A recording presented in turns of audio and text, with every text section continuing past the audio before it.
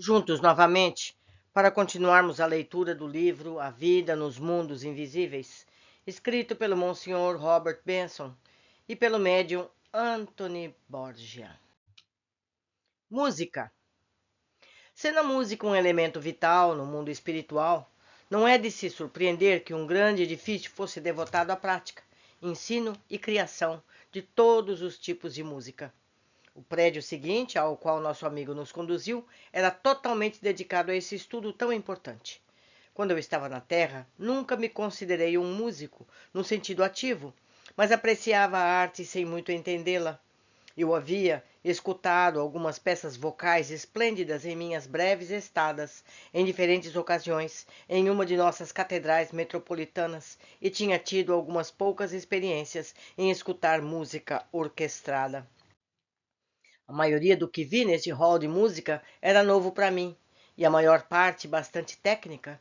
Acrescentou muito ao meu pequeno conhecimento, porque percebi que quanto mais se sabe de música, mais ajuda a entender muitas coisas da vida por aqui, onde a música tem um papel muito importante.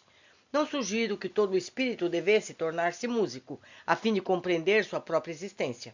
A imposição de tal condição sobre nós nunca estaria consoante com as leis naturais daqui. As muitas pessoas têm algo latente, senso musical inato, e pelo encorajamento aqui, maior pode ser a satisfação deles. Com efeito, foi isso exatamente que fiz. Ruth tinha um treino musical extenso, por isso sentiu-se bem à vontade nesta enorme escola superior. O hall de música seguia o mesmo esquema amplo dos outros edifícios de artes. A biblioteca continha livros que tratavam da música, assim como a vasta quantidade de músicas que foram compostas na Terra por compositores que agora passaram ao mundo espiritual, e por aqueles que ainda estavam na carne. Aquilo que na Terra é chamado de obra-prima estavam todas completamente representadas nas prateleiras entre as várias músicas, e eu fiquei interessado ao verificar que quase não havia nenhum trabalho que não tivesse sido alterado pelo próprio compositor quando este viera para cá. As razões de tais melhoras eu explicarei depois. Retomando, a biblioteca tinha a história completa da música desde os mais antigos tempos. E os que sabem ler música, não necessariamente instrumentalmente, mas com familiaridade sobre o que as notas impressas indicam, poderiam ver diante deles os passos largos que a arte deu durante as eras. O progresso parece-nos foi lento, como nas outras artes, e as caprichosas formas de expressão invadiram-se entre si. Desnecessário dizer que as posteriores não são tocadas aqui por muitas ligadas àquelas que inspiraram os compositores para alterarem seus trabalhos depois de passarem para cá. Também estavam na biblioteca muitos dos livros e trabalhos musicais que há muito desapareceram da terra, e são mesmo raras e, portanto, fora do alcance da maioria. Um antiquário musical achará tudo aquilo pelo qual ele procurou na terra, mas que lhe foi negado, e aqui ele poderá consultar. Livre, trabalhos que, por causa de sua preciosidade, nunca lhe seria permitido colocar as mãos na terra. Muitos aposentos foram instalados ao lado para os estudantes poderem aprender música em cada ramo, da teoria à prática, com professores que são mundialmente conhecidos. Há alguns, talvez, que pensariam que esses nomes tão famosos não doariam seu tempo ao ensino de formas simples de música aos simples amantes da música. Mas deve ser lembrado que, como com os pintores, os compositores têm uma avaliação diferente dos frutos dos seus cérebros depois que passam ao mundo espiritual. Como todos nós aqui, eles veem as coisas exatamente como são, incluindo as suas composições. Percebem também que a música no mundo espiritual é bastante diferente dos resultados exteriores da música tocada na Terra. Aqui eles descobrem que o seu conhecimento musical deve superar mudanças totais em muitos casos antes que possam começar a se expressar musicalmente. Em música, pode-se dizer que o mundo espiritual começa onde o mundo terreno termina. Há leis musicais por aqui que não têm aplicação na Terra, porque a Terra não está evoluída o suficiente, por um lado, e por outro, porque o mundo espiritual é do espírito, enquanto que a Terra é material. Põe-se em dúvida se a Terra vai se tornar etérea o suficiente para ouvir muito das músicas espirituais dos planos mais elevados. Tentaram inovações, assim me disseram, no plano da Terra, mas o resultado não é só selvagem, mas infantil também. Os ouvidos materiais não estão sintonizados à música que é essencialmente dos reinos espirituais. Por alguma oportunidade estranha, as pessoas da Terra ensaiaram compor tais músicas no plano terrestre. Jamais o farão, até que os ouvidos dos ainda encarnados tenham sofrido uma alteração fundamental. Os muitos tipos de música instrumental, tão familiares na Terra, são vistas na faculdade de música, onde os estudantes estão ensinando a tocá-las. E aqui, novamente, onde a destreza das mãos é tão essencial, a tarefa de evoluir em eficiência nunca é árdua ou pesada. É, acima de tudo, muito mais rápida que sobre a Terra. Conforme os estudantes adquirem domínio do seu instrumento, podem unir-se a uma das muitas orquestras que existem aqui, ou podem limitar suas execuções ao grupo de seus amigos. Não é, de forma alguma, surpreendente que muitos preferem a primeira forma, porque podem ajudar a produzir, junto aos seus colegas músicos, os efeitos tangíveis da música numa escala muito maior, onde tantos mais podem apreciar tais efeitos. Ficamos extremamente interessados nos vários instrumentos que não têm correspondente no plano terrestre. São, na maioria, especialmente adaptados às formas de música que são exclusivas do mundo espiritual. Por essa razão, são mais elaborados. Tais instrumentos são tocados somente com outros de sua espécie, por causa da sua música distinta. Para aquilo que é comum na Terra, os instrumentos costumeiros são suficientes. É natural que este prédio tenha um anfiteatro para concertos. Era um amplo hall, com capacidade de acomodar muitos milhares sentados confortavelmente. Era de forma circular, com os assentos subindo em fileiras, sem interrupção, desde o chão. Não há, claro, nenhuma necessidade de que o hall seja coberto, mas essa prática meramente segue outras nesse reino. Nossas próprias casas, por exemplo, não necessitamos delas, realmente, mas gostamos delas. Crescemos usando-as, enquanto na carne elas são perfeitamente naturais para a vida, por isso nós as temos. Observamos que o rol da música estava em terrenos bem mais extensos que aqueles que já havíamos visto, e a razão logo se tornou clara para nós. Atrás do hall estava um grande centro de concertos. Consistia de um vasto anfiteatro com um grande aquário afundando abaixo do nível do chão. Mas era tão amplo que a sua profundidade real não era tão aparente. Os lugares mais afastados do palco ficavam exatamente ao nível do terreno. Envolvendo bem proximamente esses lugares, haviam ramos das lindas flores de todas as cores possíveis, com um espaço gramado além. Enquanto que a área total, nesse templo da música, a céu aberto, era cercada por um magnífico conjunto de árvores altas e graciosas, apesar da plateia estar instalada numa escala tão ampla, muito mais do que seria praticável na terra. Mesmo assim, a gente não sentia que estava afastado dos músicos, mesmo nos lugares mais altos. Relembremos que nossa visão não é tão restrita em espírito como na terra. Edwin sugeriu-nos que deveríamos apreciar um concerto no mundo espiritual e então fez uma estranha proposta. Não nos sentaríamos nos lugares do teatro, mas tomaríamos posição a uma certa distância. A razão, disse ele, apareceria assim que a música começasse.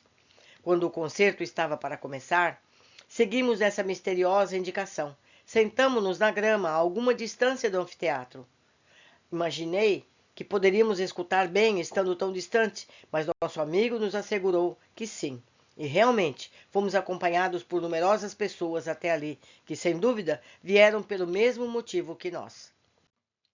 Todo o lugar que estava vazio, enquanto Edvin nos trouxe pela primeira vez, agora tinham muitas pessoas, algumas passeando, outras como nós sentados calmamente na grama. Estávamos num lugar delicioso, com árvores e flores, pessoas simpáticas ao redor. Jamais havia experimentado um sentimento como esse que senti agora, de real e genuíno prazer. Estava com saúde perfeita, felicidade plena, sentado com dois dos mais encantadores companheiros, Edwin e Ruth, sem restrição de tempo ou clima, nem mesmo pensando nisso, livre de qualquer limitação que é comum na nossa antiga vida encarnada. Edwin disse-nos que andássemos sobre o teatro e olhássemos para baixo. A plateia, mais uma vez, assim fizemos, e para nosso espanto, vimos que todo o vasto hall estava lotado de pessoas. Não havia uma só alma a ser vista tão pouco tempo atrás. Os músicos estavam em seus lugares, esperando a entrada do seu maestro. A essa enorme assistência tinha chegado como por mágica, ou assim parecia. Quando ficou claro que o concerto começaria, retornamos a Edwin rapidamente. Em resposta à nossa pergunta sobre como aquela assistência teria chegado tão rápido e tão imperceptivelmente, ele relembrou-me do método que chamara a congregação da igreja que havíamos visitado nos primeiros dias de nossos passeios. No caso deste concerto, os organizadores haviam meramente mandado seus pensamentos às pessoas em geral que estivessem interessados em tais apresentações, e eles se reuniram. Assim que Ruth e eu mostrássemos nosso interesse, desejo por esses concertos, estabeleceríamos uma ligação e deveríamos sentir esses pensamentos nos alcançando quando fossem emitidos. Nós não veríamos, claro, nenhum dos músicos de onde estávamos. Quando um sussurro começou até ali, ficamos informados de que o concerto iria começar. A orquestra era formada por 200 músicos que estavam tocando instrumentos bem conhecidos na terra. Por isso pude apreciar o que vi. Assim que a música começou, percebi uma diferença notável do que eu estava acostumado a ouvir no plano da terra. Este som, emitido pelos vários instrumentos, era facilmente reconhecível como o antigo, mas de qualidade de tom era imensamente mais pura. O balanço e combinação eram perfeitos. O trabalho que seria tocado era um tanto longo, como fui informado, e seria contínuo, sem intervalos. O movimento de abertura era de tipo suave, como num comprimento e volume de som. Percebemos que no instante em que a música começou, uma luz brilhante parecia elevar-se na direção da orquestra, até que flutuou numa superfície plana nivelada, com os assentos superiores, onde permaneceu como uma cobertura iridescente sobre todo o anfiteatro. Conforme a música prosseguiu, esse amplo lençol de luz ficou mais espesso, mais denso, formando, como era, uma firme fundação para o que se seguiria. Eu estava tão atento observando essa extraordinária formação que mal poderia contar que música era. Estava cônscio do som, mas isso era tudo. Agora, em espaços iguais, em torno da circunferência do teatro, 4 torres de luz brilhavam no céu, em longos pináculos de luminosidade. Ficaram equilibrados por um momento e então lentamente desceram, tornando-se mais largos, em forma de cinturão, até que assumiram a aparência de 4 torres circulares, cada uma coberta por um domo, perfeitamente proporcionais. Enquanto isso, a área central de luz tinha ficado mais espessa. Estava começando a se elevar vagarosamente, na forma de um imenso domo, cobrindo todo o teatro. Continuou a subir firmemente, até que pareceram lançar uma altura muito maior que as 4 torres, enquanto as mais delicadas cores difundiam-se através de toda a estrutura etérica. Pude entender agora por que Edwin havia sugerido que nos sentássemos fora do teatro.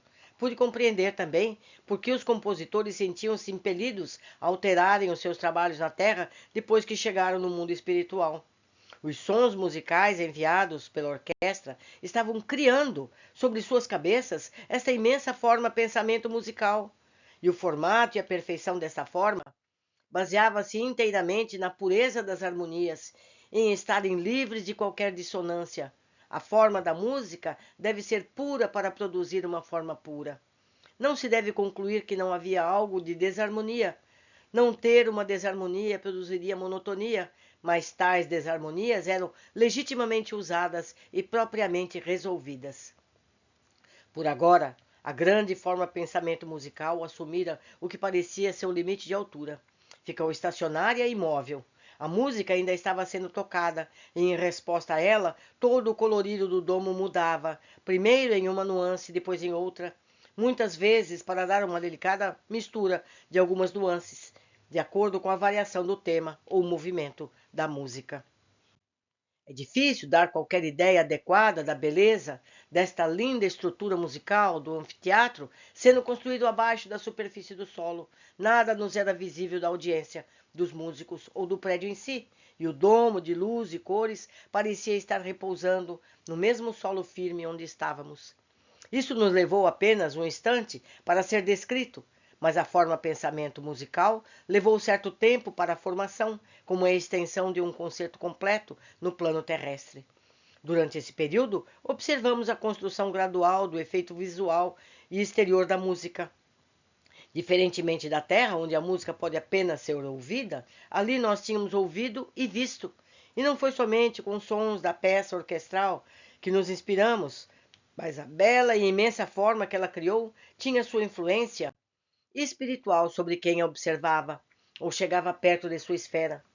Podíamos sentir isso mesmo estando sentados fora do teatro. A audiência lá dentro estava acalentada pelo esplendor e recebendo benefícios ainda maiores da efulgência de seus raios inebriantes. Na próxima ocasião, vamos nos sentar no enorme auditório. A música finalmente chegou ao seu grande finale e assim terminou. As cores do arco-íris continuavam a ondular umas sobre as outras. Ficamos imaginando quanto tempo duraria essa estrutura musical. Disseram-nos que esmaeceria no mesmo tempo em que um arco-íris desaparece na Terra. Comparativamente, alguns minutos.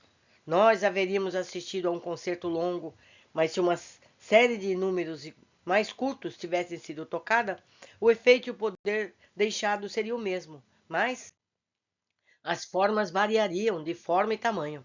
Se as formas tivessem maior duração, as formas novas conflitariam com as últimas, e o resultado, aos olhos, seria o mesmo que para os ouvidos, duas peças musicais diferentes e não sequentes, quando são tocadas juntas. Um músico experiente pode tocar suas composições pelo seu conhecimento de quais formas e vários sons harmoniosos e melódicos terão. Ele pode, com efeito, construir edifícios magníficos com sua música composta, sabendo bem qual exatamente será o resultado obtido quando aquela música for tocada ou cantada. Por um ajuste cuidadoso dos seus temas ou das suas harmonias, a duração do trabalho e suas várias marcas de expressão, ele pode construir uma forma majestosa tão grande quanto uma catedral gótica. Esta é, por si mesma, uma parte deliciosa da arte musical no mundo espiritual e é encarada como arquitetura musical. O estudante não estudará apenas música acusticamente, mas aprenderá a construí-la arquitetonicamente, e esse é um dos estudos mais absorventes e fascinantes. O que havíamos testemunhado produzira uma escala de alguma magnitude. O instrumentalista, o cantor, individualmente, podem contribuir, numa escala bem reduzida, suas próprias formas de pensamento. De fato, seria impossível emitir qualquer forma de som musical deliberadamente sem a formação de tais formas. Podem então tomar formas definidas, como as vemos. Isso vem com a experiência, mas induzirão a interação de numerosas cores e nuances. No mundo espiritual, toda música é cor, e toda cor é música. Um não existe sem o outro. É por isso que as flores emitem as tonalidades agradáveis quando alguém se aproxima, como podem recordar minha recente experiência com as flores. A água que brilha e espirra cores é também criação dos sons musicais de pureza e beleza. Mas não se pode imaginar que com toda essa galáxia de cores no mundo espiritual, haja também um pandemônio de músicas tocadas constantemente. Os olhos não se cansam pela profusão de cores aqui, porque os ouvidos se cansariam do doce som das cores emanam? A resposta é que não se cansam, porque os sons estão em harmonia perfeita com as cores, assim como as cores estão com os sons. É perfeita combinação da visão e do som, é harmonia perfeita. A harmonia é lei fundamental por aqui. Não pode haver conflito. Não estou sugerindo que estejamos em um estado de perfeição. Moraríamos num reino muito mais elevado se estivéssemos, mas estamos em perfeição na medida em que este reino está. Se nós, como indivíduos, nos tornamos mais perfeitos que o reino em que estamos nós, ipso facto, tornamo-nos merecedores de um avanço ao plano mais elevado, e assim o fazemos. Mas enquanto estamos onde estamos, neste reino ou em mais um mais elevado, vivemos um estado de perfeição, de acordo com os limites daquele reino. Ou seja, nós estamos na região que sintoniza a nossa elevação espiritual. Se nós queremos ir para um plano mais elevado, nós temos que nos elevar, moral e espiritualmente. Continuando. Demorei-me um pouco em nossas experiências musicais por causa da elevada posição da música em nossas vidas e no reino onde estamos morando. A atitude tomada por muitas pessoas na Terra em relação à música sofre uma grande mudança quando eles vêm para o mundo espiritual. A música é encarada por muitos no plano terrestre como uma mera diversão, um adjunto de prazer para a vida terrena, mas não significa uma necessidade. Aqui é parte de nossa vida, não porque assim o fazemos, mas porque é parte natural da existência, como as flores e as árvores, grama, água, colinas e vales. É um elemento da natureza espiritual. Sem ela, muita alegria estaria fora de nossas vidas. Não precisamos nos tornar mestres em música para apreciar a riqueza da música que nos cerca, em cor e som. Mas, como em muitos outros pontos desta vida, aceitamos e gozamos por completo e alegres por nossa herança, podemos dispor de sorrisos aos que persistem em crer que nós vivemos num mundo vazio. Um mundo vazio, que choque que tantas pessoas têm quando vêm para cá. O mundo espiritual é tão intensamente feliz e aliviados ficam ao ver que é agradável, afinal de contas, que não é um local terrificante, que não é um estupendo templo de uma religião cantadora de hinos, e ficam à vontade na terra de sua nova vida. Quando esta feliz percepção vem a eles, alguns são relembrados de que viram certas descrições desta vida, as quais tinham vindo de nós, em vez de que nós que ele se refere a sacerdotes, como ele foi, de vez que, quando quase materializadas, quão felizes ficam ao descobrir que é assim, e que, se não material, os músicos que ouvimos tocando estavam usando instrumentos bastante reais, sólidos, para uma música bastante real. O maestro era uma pessoa bem real, conduzindo sua orquestra com uma batuta bem real, mas a linda forma pensamento musical não era tão material como eram os seus entornos ou os meios para criá-la. Da mesma forma, relativamente, que acontece com o arco-íris na Terra e o sol e a umidade que o causam. Pelo risco de me fazer tedioso, reverti mais uma vez para essa estranha falácia sobre o mundo onde vivo, aqui em espírito, por ser vago e tenebroso. É estranho que algumas mentes sempre se esforcem para banir do mundo espiritual toda árvore ou flor, ou outras mil delícias. Há algo do conceito aqui, que fazem dessas coisas exclusivas na Terra. Ao mesmo tempo, sem qualquer alma pensa em tais coisas não têm o que fazer no mundo espiritual. Ela tem liberdade para se abster tanto das visões quanto do prazer que dão, colocando-se em um lugar estéril onde a sua suscetibilidade não serão ofendidas por esses objetos terrícolas, como as árvores, as flores e a água, ou mesmo os seres humanos. E ali ele pode dar a si mesmo um estado de contemplação beatífica, cercado do nada celestial que ele pensa que deve ser o céu. O que ele está se referindo aqui? Que nós vamos para esse local se quisermos. Porque se a gente quiser ficar no mundo sem nada disso, no plano espiritual, também pode, mas deve ser bem chato, não é mesmo? É melhor ter o plano espiritual verdadeiro, como o nosso reverendo está nos explicando. Seguindo. Nenhuma alma é forçada a uma tarefa indesejada aqui, nem nas cercanias que ele considera incompatíveis. Arrisco-me a declarar que não demorará muito até que saia em retirada e agrupe-se aos meus amigos numa grande alegria por todas as delícias do céu de Deus. Há somente uma culpa, entre uma ou duas outras, que o mundo da terra possui. A superioridade opressiva em seu próprio julgamento sobre qualquer outro mundo, mas principalmente sobre o mundo espiritual. Podemos nos divertir, apesar que o nosso divertimento se converte em tristeza quando vemos a tensão dos espíritos quando da sua chegada aqui, quando percebe que estão finalmente encarando a verdade eterna, além de todas as perguntas ou dúvidas. É aí que muito frequentemente a humilhação aparece, mas nós nunca reprovamos. A reprovação de dentro de cada espírito. O que, talvez, será perguntado, tem tudo isso a ver com a experiência musical?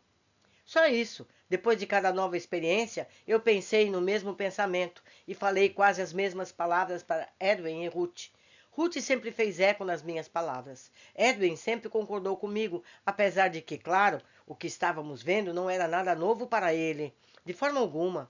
Mas ele ainda se maravilha com tudo por aqui, como certamente nos maravilhamos, sendo recém-chegados ou estando aqui por muitos anos, em tempo da terra. Enquanto passeávamos depois do concerto, Edwin apontou os habitantes de muitos dos professores nos vários salões de aprendizado que preferiam viver perto dos locais de trabalho. Eram, na maior parte, casas despretensiosas, e seria compativelmente fácil adivinhar a ocupação do proprietário, assim nos disseram, pelas várias evidências de seus trabalhos. Edwin disse-nos que seríamos sempre bem-vindos se quiséssemos chamar qualquer um deles. A exclusividade que necessariamente rodeava tais pessoas quando estavam encarnadas desaparece quando eles vêm para o mundo espiritual. Todos os valores tornam-se drasticamente alterados em tais pontos. Os professores não cessam seus próprios estudos, passam aos seus alunos o que adquiriram. Alguns progrediram para reinos superiores, mas ainda retêm algum interesse na sua esfera anterior. Continuamente as visitam e a seus muitos amigos para procurarem seus ensinos. Mas já gastamos algum tempo nesse assunto e Edwin está esperando para nos levar a outros locais de importância na cidade. Meus amigos, eu trouxe de outro livro, o livro Formas Pensamento, para cá, a imagem que nós estamos vendo aqui. Espero que vocês possam ver no dispositivo que vocês estiverem usando. Uma forma pensamento imensa, vista por um médium vidente, ó, claro, que estava construído acima dessa igreja. Estava tocando uma música de bar e o médium viu essa forma pensamento imensa em cima. Então isso aqui dá uma vaga ideia do que o Monsenhor nos explicou. Espero que gostem e apreciem o livro Formas Pensamento, que está lido aqui no canal com mais detalhes sobre essa e outras imagens. Até breve!